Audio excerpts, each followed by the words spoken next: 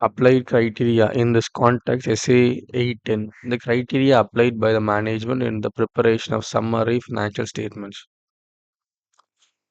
Criteria applicative. Example, if you are there to provide an report, the auditor should give a report. What report? Projection report for who? The persons who are going for a loan. The auditor may give a report for an pre-IPO, after IPO. Why is that auditor report? The auditor has to use this report because that's going to be dramatic changes after the IPO. What will happen? Earning per share is going to reduce. So even though earning per share is going to reduce, they should say so. This income is going to accrue in this way. We are getting this money to build something like capital asset to increase the revenue expending income.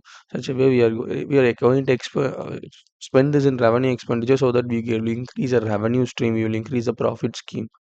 Are we going to invest in this new R&D? So such a way they will get this IPO.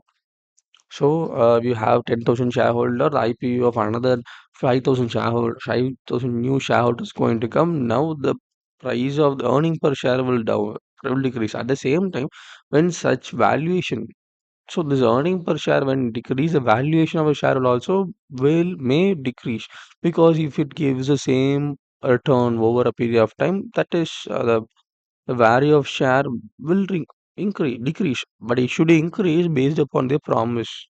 So that is what the auditor also will see. He will use in the balance sheet how it will increase, what is the time it will take to increase the share price. This will be given in that report.